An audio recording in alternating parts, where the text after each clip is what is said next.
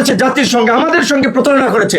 আমরা 15 দিনের 20 দিনের আন্দোলনের মিডিয়া কভারেজে নেতা হই নাই, হঠাৎ করে নেতা গজে উঠি নাই। আমাদের ধারাবাহিক গত এই 7-8 বছরের ধারাবাহিক লড়াই সংগ্রামে রাজপথের রক্ত এবং ঘাম আমাদের এই রাজপথের পিচের সাথে আমাদের মিশে গেছে। তরুণদের কিনে আশা ছিল, সেই আশা আকাঙ্ক্ষায় যারা গুড়ে বালি দিয়েছে, সেই আশা আকাঙ্ক্ষাকে যারা ধ্বংস করেছে, তাদের বিচার হবে। আজকে তরুণ হিসেবে আমরা নিজেরা প্রশ্নের সম্মুখীন হই, তোমাদের ভাই বন্ধু সহকর্মীরা এগুলো কি করছে। তাই সরকারকে বলতে চাই, আপনারা আশকারা দিয়ে এগুলো করেছেন, আপনাদের দায় রয়েছে। সেই দায় মোচনের জন্য হলেও অন্তত এই আন্দোলনের অন্যান্য অংশীজনদেরকে যথাযথ মূল্যায়ন করে এই ঘোষণাপত্রে তার সঠিক আপনারা বিবৃতি জাতির সামনে প্রকাশ করবেন। আগামীতে যে জুলাই সনদ ঘোষণা করা হবে, সেই জুলাই সনদে কিভাবে সকলের আকাঙ্ক্ষাকে প্রকাশ করা যায়, অংশীজনদের ত্যাগের মূল্যায়ন কিভাবে করা যায়, তাদের ইতিহাসকে কিভাবে তুলে ধরা যায়, এবং এই জুলাই সনদকে আপনার মেঘনা কাটার মতো এইটা জাতির মুক্তির সনদে রূপান্তর করা যায়, আইনি ভিত্তি দেওয়া যায়, সেই বিষয়ে আপনারা পদক্ষেপ নিন, আলাপ আলোচনা করুন।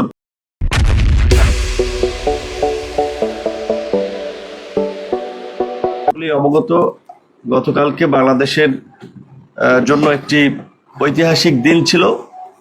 সেই দিনে আরেকটি নতুন ইতিহাসের সৃষ্টি হয়েছে জুলাই ঘোষণাপত্র প্রদানের মাধ্যমে। সেজন্য অবশ্যই আমাদেরকে সরকার এবং সরকার প্রধান তাকে ধন্যবাদ জানাতে হয়, কিন্তু আসলে আমরা ধন্যবাদ জানাতে হচ্ছে কি বলবেন, একটু মানে পুরোপুরি সন্তুষ্ট নয় এমন একটা অবস্থায়, অর্ধেক সন্তুষ্টি নিয়ে অর্ধেক অসন্তুষ্টি নিয়ে সরকারকে আমাদের ধন্যবাদ জানাতে হচ্ছে। কারণ যেহেতু আমরা শুরু থেকেই বলে আসছি, এই গণ অভ্যুত্থানের মধ্যে দিয়ে গঠিত অন্তর্বর্তীকালীন সরকার আমাদের সকলের সরকার। এই সরকারের ব্যর্থতা মানে আমাদের সকলের ব্যর্থতা। এই সরকারের ব্যর্থতা মানে দেশ আর একটা নতুন সংকটে পতিত হওয়া। সেই জায়গা থেকে আমরা সরকারকে ওন করেছি, ধারণ করেছি, কিন্তু প্রকৃত অর্থে আমরা সরকারকে যতটা ধারণ করেছি, সরকার আমাদেরকে ততটা ধারণ করে নাই। সরকার শুধু ধারণ করেছে এনসিপিকে, যেই কারণে সমস্ত কর্মকাণ্ডে দেখবেন এনসিপির একটা প্রাধান্য, সদ্য নতুন দল, গঠিত দল। এমনকি এই যে ঐতিহাসিক জুলাই ঘোষণাপত্র দেওয়া হলো, ভাই ইতিহাস টেনে গালগপ্প অনেক করা যায়, কিন্তু যে কোনো একটা বিষয়ে আপনাকে টু দ্য পয়েন্টে আসতে হয়, সামারিতে আসতে হয়। আমরা এই যে 10-15 মিনিট 5-7 মিনিট কথা বলি, টেলিভিশন যখন একটা নিউজ করে তখন কিছুতে কাট করে 1 থেকে 1.5 মিনিট বা 30 সেকেন্ড 50 সেকেন্ডের মূল বক্তব্যটাকে কাট করে, বিকজ প্রত্যেকটা জিনিসের একটা জিস্ট থাকে। তো এই গণ অভ্যুত্থানের জিস্ট, এই গণ অভ্যুত্থানের মূল মন্ত্র, এই গণ অভ্যুত্থানের মূল প্রেক্ষাপট ছিল 2018 সালের কোটা সংস্কার আন্দোলন। যেই আন্দোলনকে কেন্দ্র করেই, যেই আন্দোলনের মধ্যেই গড়ে উঠেছিল আমাদের ছোট ভাই বন্ধুদের, কিশোর বন্ধুদের নিরাপদ সড়ক আন্দোলন। এবং এই কোটা সংস্কার আন্দোলন এবং নিরাপদ সড়ক আন্দোলনের ধারাবাহিকতায় আমরা তরুণ প্রজন্মকে নিয়ে এই প্রথাগত রাজনীতির বাইরে আমরা সংগ্রাম চালিয়ে গেছি, এবং সেই সংগ্রাম থেকেই জন্ম নিয়েছে ছাত্র যুব শ্রমিক অধিকার পরিষদ, গণ অধিকার পরিষদ। এবং 2024-এ যেই আন্দোলন শুরু হয়েছে, আমাদের সাধারণ সম্পাদক যেটি বলেছেন, এই ধরনের একটি মিথ্যাচার, এই ধরনের একটি বিকৃত ইতিহাস জুলাইয়ের ঘোষণাপত্রে থাকবে, এটা আমরা প্রত্যাশা করি নাই। যে জুলাইয়ের আন্দোলন নাকি শুরু হয়েছে দুর্নীতি বিরোধী এবং কোটা বৈষম্যের বিরুদ্ধে।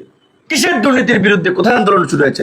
এই আন্দোলনের মধ্যে কোথাও লেখা ছিল, পরিষ্কারভাবে ব্যানারে লেখা ছিল 2018 সালের পরিপত্র পুনর্বহালের দাবিতে, পরিষ্কারভাবেই বলা ছিল পুনর্বহালের দাবিতে, ব্যানারটা ছিল বৈষম্য বিরোধী আন্দোলন।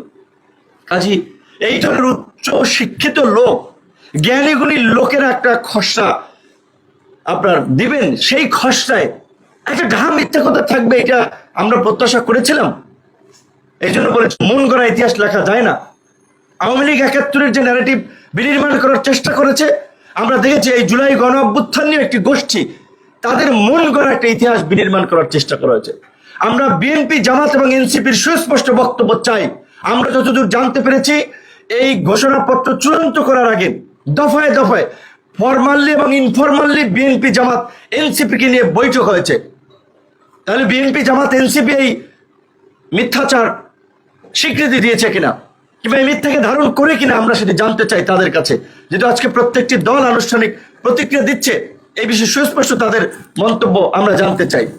যেখানে আমরা বারবার এই আওয়ামী ফ্যাসিবাদকে নিয়ে সমালোচনা করি, মুক্তিযুদ্ধের এককেন্দ্রিক বয়ান নিয়ে আমরা সমালোচনা করি, তাহলে কেন আমরা এই জুলাইয়ের গণ অভ্যুত্থানের 1 বছরে আমরা শহীদদের সংখ্যা নির্ণয় করতে পারলাম না? কেন এই ধরনের একটা বড় ডিস্টেন্স, যেখানে জাতিসংঘ বলছে 1400, সরকারি হিসেবে 836, বেসরকারি হিসেবে কেউ বলছে 1000 খানেক, কেন এই ধরনের তারতম্য হবে?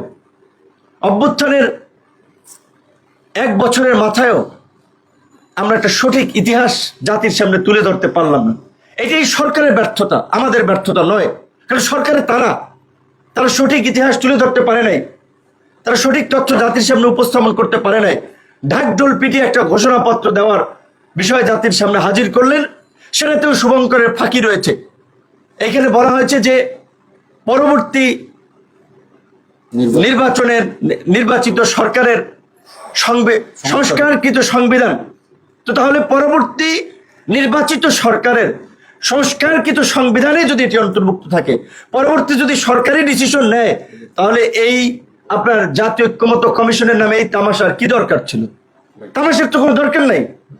আমরা প্রায় 2 মাস সমস্ত কর্মকাণ্ড বাদ দিয়ে পরিবারকে বঞ্চিত করে এখানে, মানে ওই যে অফিসের মতো, আপনার সকাল 11টায় আলোচনা শুরু হয়েছে, বিকাল 5টা, এবং শেষ দিকে আপনারা দেখেছেন 10টা 11টার দিকে আপনার আলোচনা শেষ হয়েছে। আমরা বারবার বলেছিলাম যেই সংস্কারগুলো নির্বাচনের আগে আইনি ভিত্তি এবং বৈধতা দেওয়া যায়, সেগুলোকে বৈধতা এবং আইনি ভিত্তি দিতে হবে, এবং এই জুলাই সনদের ভিত্তিতে আগামীর বাংলাদেশ পরিচালিত হবে। যেই জুলাই সনদের কথা ঘোষণাপত্রে উদ্ধৃত থাকবে, কিন্তু ঘোষণাপত্রে জুলাই সনদের কথা উল্লেখ নাই। যখন বলা হয়েছে যে এই ডিক্লারেশন আপনার সংবিধানের সন্নিবেশিত থাকবে, সেখানে যদি এইভাবে বলা থাকতো যে এই জন আকাঙ্ক্ষার বাস্তবায়নে একটি জুলাই সনদ রচিত হবে, এই কথাটুকু যদি উল্লেখ থাকতো, তাহলে এই সনদের একটা স্ট্রং আইনি বৈধতা বা ভিত্তি থাকতো। সেটি হয় নাই। তাই আমরা পরিষ্কারভাবেই বলতে চাই যে আমরা যদি আজকে বিভাজিত অবস্থান নেই, তাহলে তো পতিত স্বৈরাচার এবং ফ্যাসিবাদ এবং তার দোসররা অট্টহাসিতে মেতে উঠবেন। তাই আমরা পরিষ্কারভাবেই বলতে চাই, এখনো যদি সুযোগ থাকে আলাপ আলোচনার মাধ্যমে এই জুলাই ঘোষণাপত্রের সংশোধনী আনা দরকার। এবং বিশেষ করে মূল বিষয় কি এই আন্দোলনে যে ভাই, ব্রিটিশ বিরোধী উপনিবেশিকবাদ 47-এর আন্দোলন 71-এর মুক্তিযুদ্ধ গণ অভ্যুত্থানের প্রেক্ষাপট তৈরি করে নাই। 71-এর মুক্তিযুদ্ধের মধ্যে দিয়ে তো আমরা একটা স্বাধীন সার্বভৌম ভূখণ্ড পেয়েছি। এই জুলাই গণ অভ্যুত্থান আছে তার 1/2 শতাব্দী পরে। সেখানে 71-এর মুক্তিযুদ্ধ, এই 47-এর আন্দোলন, অমুক তমুক, এই সমস্ত ইতিহাসের এত আপনার উদ্ধৃতি ঘোষণাপত্রে থাকার দরকার ছিল না। গণ অভ্যুত্থান হয়েছে গত 16 বছরের ফ্যাসিবাদের কারণে। 16 বছরে 3টি নির্বাচনে জনগণকে ভোটাধিকার থেকে বঞ্চিত করা হয়েছে, নির্বাচন থেকে বঞ্চিত করা হয়েছে। 16 বছরে একদলীয় শাসন কায়েম করার জন্য ধারাবাহিকভাবে যে ঘটনাগুলো ঘটেছে, এই সামরিক বাহিনীকে পঙ্গু করার জন্য পিলখানা হত্যাকাণ্ড, আলেম ওলামাদেরকে এই হত্যা করার জন্য শাপলা চত্বরের ঘটনা, এবং এর মধ্যে মোদী বিরোধী আন্দোলন, প্রাইভেট বিশ্ববিদ্যালয়ের শিক্ষার্থীদের আন্দোলন, এবং সবচেয়ে মোমেন্টাম তৈরি করেছে কোটা সংস্কার আন্দোলন এবং নিরাপদ সড়ক আন্দোলন। মূল ঘটনাকে এড়িয়ে একটা অস্পষ্ট ইতিহাস কার স্বার্থে উপস্থাপন করা হয়েছে, কার সাথে জড়িত ছিল, আমরা সেটা জানতে চাই। তারা প্রতারণা করেছে জাতির সঙ্গে, আমাদের সঙ্গে প্রতারণা করেছে। আমরা 15 দিনের 20 দিনের আন্দোলনের মিডিয়া কভারেজে নেতা হই নাই, হঠাৎ করে নেতা গজে উঠি নাই। আমাদের ধারাবাহিক গত এই 7-8 বছরের ধারাবাহিক লড়াই সংগ্রামে রাজপথের রক্ত এবং ঘাম আমাদের এই রাজপথের পিচের সাথে আমাদের মিশে গেছে। প্রত্যেকটা মানুষ যারা আজকে আমরা এখানে বসে আছি, তারা এই প্রেক্ষাপট তৈরিতে জীবন বাজি রেখে ধারাবাহিকভাবে লড়াই সংগ্রাম করেছে। এমনকি এই ডিবি হারুনের ভাতের হোটেলে গিয়ে যখন অনেকে কম্প্রোমাইজ করেছে, বাধ্য হয়ে কিংবা কম্প্রোমাইজ করে যখন আন্দোলন প্রত্যাহার করেছে, তখন আমরা 2 দফায় রিমান্ডের মধ্যে থেকে আমরা আপনার বজ্র ধ্বনি তুলে আমরা কিন্তু পরিষ্কারভাবে বলেছিলাম যে 90% পতন হয়ে গেছে, আর 10% বাকি আছে, সেটার জন্য ধাক্কা দিতে হবে। আজকে অনেকে হিরো হয়ে গেছেন, 10-15 দিনের আন্দোলনে হিরো হয়ে গেছেন। অন্যদের সমস্ত অবদানকে ম্লান করে আজকে সরকারের ক্ষমতাকে ব্যবহার করে, সরকারকে ব্যবহার করে, উপদেষ্টা পরিষদকে ব্যবহার করে আজকে কিংস পার্টি গঠন করা হয়েছে। আর সেই কিংস পার্টির কার্যকলাপ আপনারা দেখতেছেন, যে কিংস পার্টি আজকে তরুণ প্রজন্মকে বিপদগামী করছে, রাজনীতিকে কলুষিত করছে।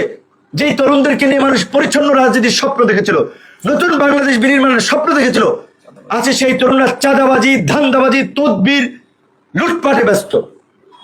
এই ইতিহাস কারা রচনা করেছে, এগুলো কারা তৈরি করেছে, তাদের বিচারও এই দেশে আগামীতে হবে।